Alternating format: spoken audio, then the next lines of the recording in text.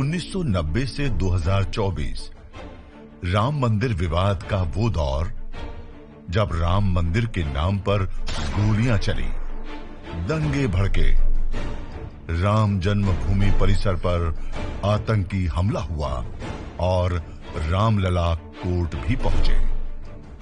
80 के दशक में दो ऐसी घटनाएं भी हुई जिनसे राम मंदिर विवाद का रुख ही बदल गया। 1 जुलाई 1989 को उत्तर प्रदेश हाईकोर्ट के पूर्व जज देवकीनंदन अग्रवाल ने खुद को राम मित्र और रामलला विराजमान को न्यायिक व्यक्ति बताते हुए विवादित जमीन पर रामलला का दावा पेश किया।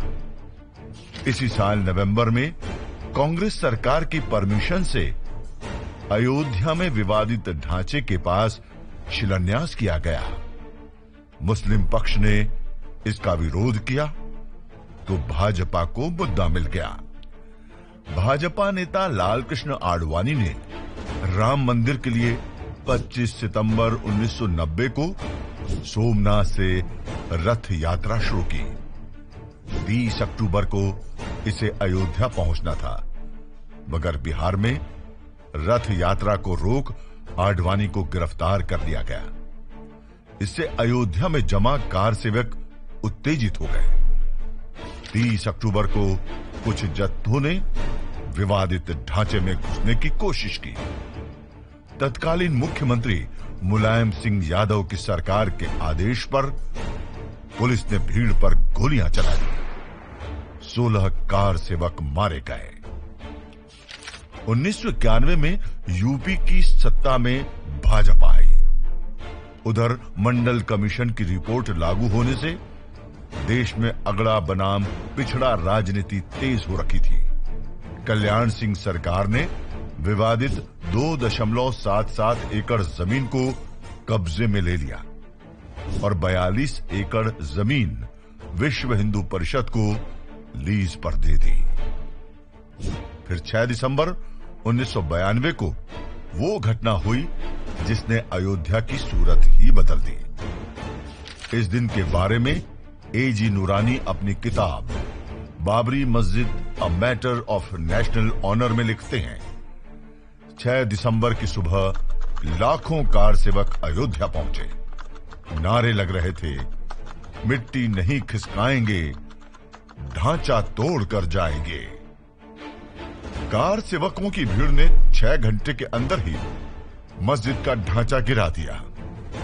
इस घटना से देश भर में दंगे भड़क गए। यूपी में कल्याण सिंह की सरकार बर्खास्त कर दी गई। आडवाणी, कल्याण सिंह समेत कई भाजपा नेताओं पर केस दर्ज हुए। ढांचा टूटने के बाद रामलला को एक टेंट में रखा गया था। अगले 27 साल वो टेंट में ही विराजे। ढांचा गिराने की सीबीआई ने जांच शुरू की। अदालतों में केस खिंचता रहा और राम मंदिर आंदोलन का स्वर धीमा पड़ता गया। मंदिर आंदोलन की चिंगारी को फिर 10 साल बाद हवा मिली। साल था 2002। गुजरात के गोधरा कांड ने देश में राम मंदिर की चर्चा तेज कर दी। इसी साल इलाहाबाद कोर्ट ने राम जन्म स्थान स्वामित्व विवाद में सुनवाई शुरू की। 2003 में कोर्ट ने एएसआई को सर्वेक्षण का आदेश दिया। एएसआई की रिपोर्ट के मुताबिक खुदाई में 10वीं शताब्दी के ऐसे पत्थर मिले जो हिंदू मंदिर के हो सकते हैं। 2010 में इलाहाबाद हाईकोर्ट ने विवादित जमीन को निर्मोही अखाड़े, सुन्नी वक्फ बोर्ड और रामलला विराजमान में बांटने का फैसला सुनाया।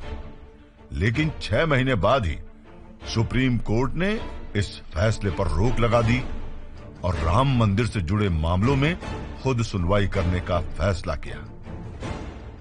2014 लोकसभा चुनाव में भाजपा बहुमत के साथ सत्ता में आई। सुप्रीम कोर्ट की कार्यवाही भी तेज हो गई और 2019 में सुप्रीम कोर्ट की 5 जजों की बेंच ने अयोध्या राम जन्मभूमि मामले में अपना फैसला सुनाया। 2.77 एकड़ जमीन पर रामलला विराजमान का अधिकार माना गया। कोर्ट ने केंद्र सरकार को 3 महीनों में एक ट्रस्ट बनाकर जमीन उसे सौंपने का आदेश दिया।